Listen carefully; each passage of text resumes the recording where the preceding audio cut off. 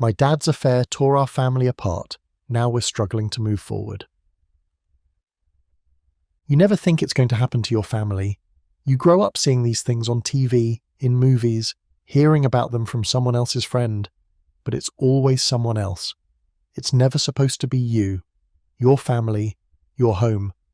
But then it happens, and suddenly everything you thought you knew about love, loyalty and trust feels like it's crumbling right before your eyes. I still can't fully wrap my head around it. About a week ago, I found out something that shook me to my core. My dad, the man I had always admired, had been cheating on my mum. My world, my perception of what a family meant, has been unravelling ever since. My dad has always been, well, in my eyes, he was a good Christian man. You know the type. Church every Sunday, strict rules on what we could and couldn't do. Secular music, off limits. We prayed every night. We were the family you'd look at and think, they've got it all together. People respected him, looked up to him. And I did too for most of my life. As I got older, I started seeing cracks in the perfect image. Things didn't add up like they used to, but I brushed them aside because, why wouldn't I? He was my dad. He'd made sacrifices for us, for our family, my mum, my 5 siblings, and me. We all believed in him, trusted in him. From the outside, it looked like the American dream. But now, I see how easy it is to mask reality with a picture-perfect family portrait. It all came crashing down one random day at work. I was in the middle of my shift when my phone buzzed. It was a text from my mum. "We need to have a family meeting. When can you all be home?" She'd sent it to me and all my siblings, but not to my dad. That should have been my first clue, but I didn't think twice about it. I figured she was just in one of her moods. You know, stressed, tired, needing to vent about something. That was normal for her sometimes. But then my phone rang. My little brother, the youngest, called me, and right after my older sister rang through. That's when I knew something was really wrong. I answered my older sister's call, and she didn't waste any time. "I'm coming over. Dad's been cheating." That sentence, those 4 words, they stopped me in my tracks. My heart dropped and everything felt like it was in slow motion. It didn't feel real. My dad? Cheating? It was like the world had tilted on its axis. I left work early. I didn't care what my boss said. I had to get home. The entire drive back, my mind was racing. How? When? Why? I couldn't think straight, couldn't make sense of any of it. I was driving, but I wasn't really there. I just wanted answers.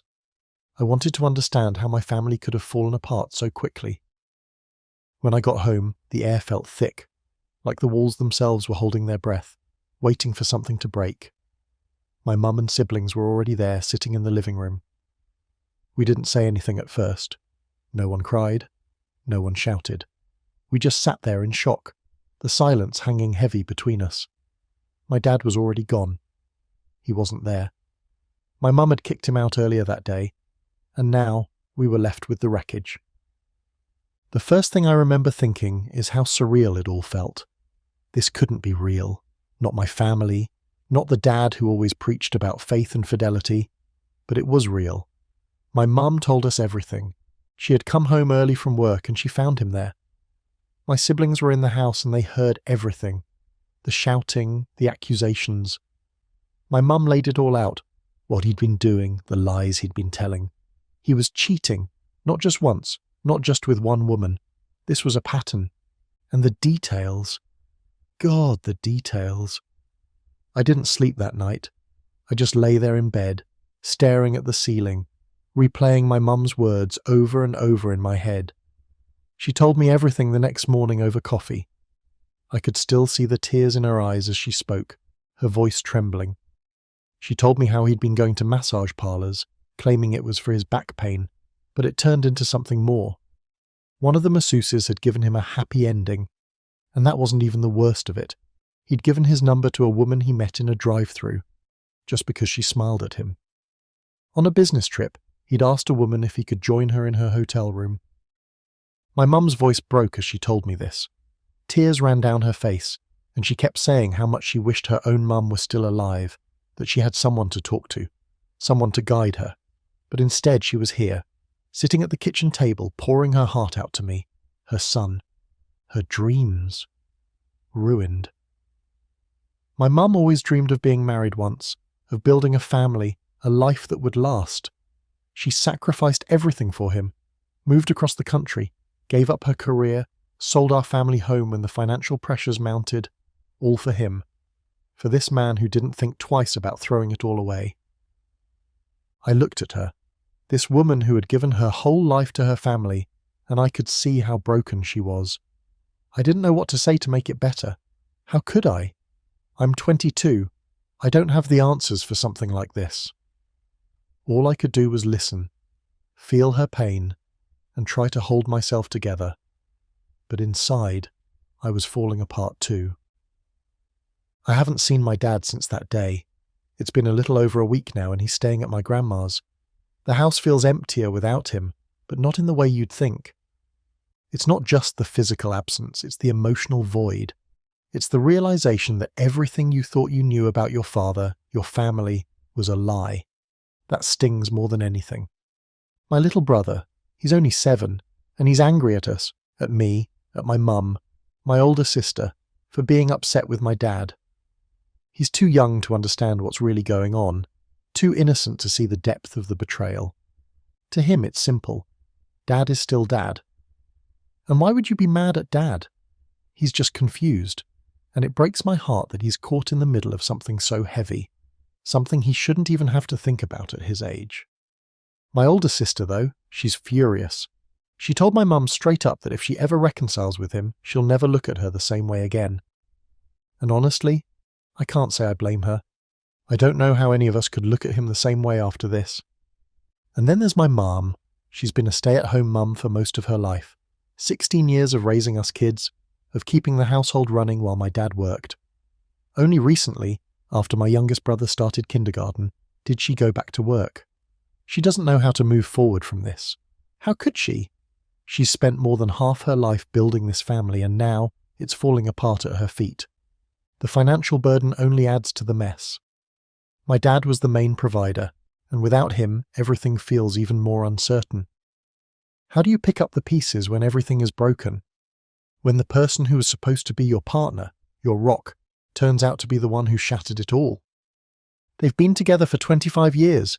25 years of building a life together, raising a family, trusting each other. And now it's all gone. He's ruined it. And I don't know if I can ever forgive him for that. I'm angry. There's no other way to put it. There's this bitterness in my heart that I can't shake. Every time I think about him, about the lies, about the hurt he's caused, I feel this rage bubbling up inside me. But at the same time, there's something else. Something softer. Something I hate to admit. I still love him. He's still my dad, no matter how much he's hurt us. And that's the hardest part. How do you reconcile the love you feel for someone with the pain they've caused? How do you look at them the same way when you know they're the reason your family is falling apart? I wish this had never happened. I wish my dad had been the man I thought he was, but he's not. And now I'm left trying to pick up the pieces of a broken family, a broken heart.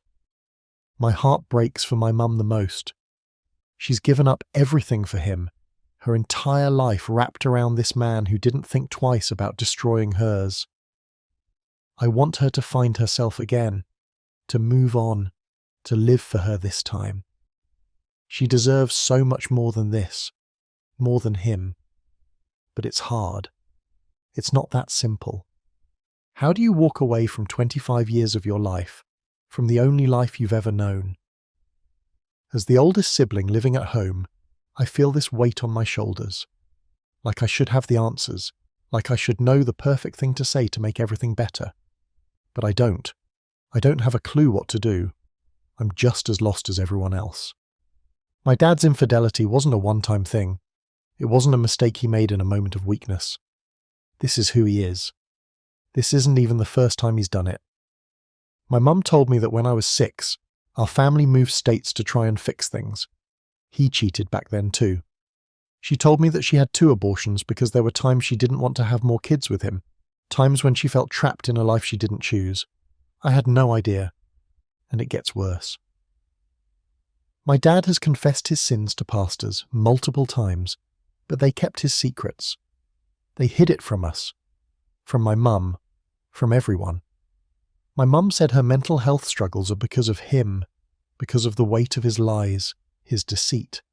And I believe her. I can see it in her eyes, in the way she carries herself. She's not living her life as her true self. She's been living in the shadow of his sins for too long. I feel numb. Completely numb. Like I'm walking through a nightmare that I can't wake up from. I don't know how this ends. I don't know if my mum will ever be able to move on, or if my dad will find a way to worm his way back into our lives. But I do know one thing. Our family will never be the same again. And that's the hardest part of all. In a way, I've lost both my parents. My dad, because of what he's done. And my mum, because she's lost in her own pain, her own struggle to figure out who she is without him. And I'm stuck in the middle, trying to hold everything together, trying to be the strong one when all I really want to do is scream. But for now, all I can do is wait. Wait and see what happens. Wait and hope that, somehow, we'll all find a way to heal, even if that means healing separately. Thank you for listening to this week's episode of Stories Unfolded. Have you ever faced a situation like this? Let us know in the comments, and don't forget to subscribe for more real-life stories about family relationships and the challenges we face in life.